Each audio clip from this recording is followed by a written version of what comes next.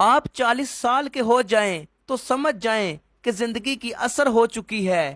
اپنے اخلاق، کردار اور آخرت کی طرف توجہ دیجیے، کیونکہ اثر اور مغرب میں زیادہ تاخیر نہیں ہوا کرتی۔ تعلق اور رشتے فرصت کے نہیں بلکہ عزت کے محتاج ہوتے ہیں۔ جتنی عزت دی جائے اتنے ہی گہرے ہوتے ہیں۔ اپنی زندگی میں خود روشنیاں پیدا کرو۔ یقین جانو تمہارے اپنے علاوہ کوئی تمہارا وفادار نہیں ہے۔ امام غزالی لکھتے ہیں، جو غلطی کر نہیں سکتے وہ فرشتہ ہے، اور جو غلطی کر کے اس پر ڈٹ جائے وہ شیطان ہے، اور جو غلطی کر کے فوراً توبہ کر لے وہ انسان ہے۔ جو توبہ کر کے اس پر قائم رہے وہ اللہ تعالیٰ کا محبوب بندہ ہے۔ حضرت علی رضی اللہ تعالی عنہ سے پوچھا گیا، کیسے پتا چلے گا کہ کون کتنا قیمتی ہے؟ حضرت علی رضی اللہ تعالی عنہ نے فرمایا، جس انسان میں جتنا زیادہ احساس ہو وہ اتنا زیادہ قیمتی ہے۔ خاموشی ایک نعمت ہے، بالخصوص اس مقام پر جہاں اختلاف زیادہ، آوازیں بلند، علم کی کمی اور دلیل کی کوئی اوقات نہ ہو۔ کام کرنے والوں کی قدر کیا کرو، کان بھرنے والوں کی نہیں۔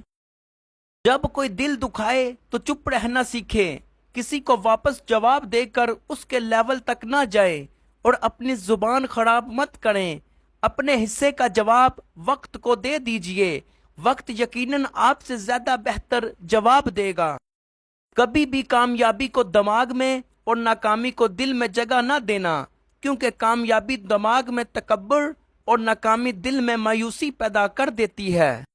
زندگی کا تجربہ تو نہیں، پر اتنا معلوم ہے، چھوٹا آدمی بڑے موقع پر کام آ جاتا ہے، اور بڑا آدمی چھوٹی سی بات پر اوقات دکھا دیتا ہے۔ زندگی کی جنگ لڑتے ہوئے آپ کے اندر اتنی جرت ضرور ہونی چاہیے کہ آپ کسی بھی لمحے انسانیت کے معیار سے نیچے نہ گریں۔ سب سے خوبصورت احساس تو یہ ہے کہ وہ دعا حقیقت میں بن جائے جو اللہ اور آپ کے درمیان میں راز تھی۔ مجھے لوگوں کو معاف کر دینا آتا ہے، لیکن دل میں دوبارہ جگہ دینا نہیں آتا۔ اپنی سے منافقت کرنے والوں کو میں نے ہمیشہ غیروں کے پاؤں میں گرتے دیکھا۔ درخت اپنا پھل خود نہیں کھاتے، دریا اپنا پانی خود نہیں پیتا۔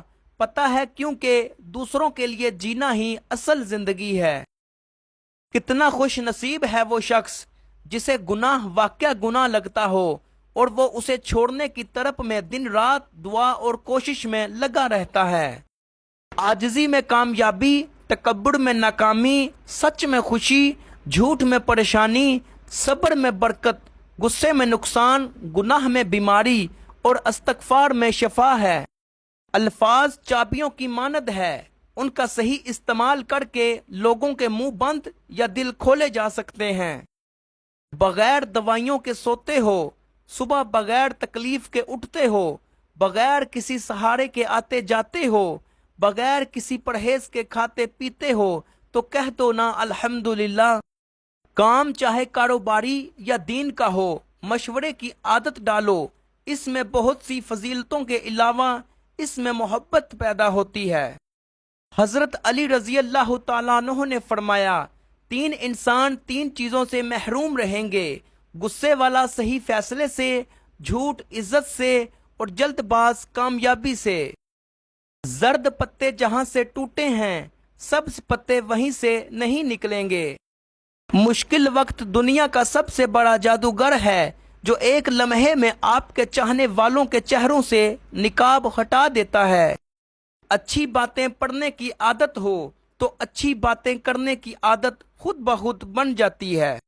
خاندانی بندے کو پریشانی کے وقت میں پلایا جانے والا پانی کا گلاس یاد رہتا ہے، جبکہ کم نسل لوگوں کو دیا گیا ہوا خون بھی یاد نہیں رہتا۔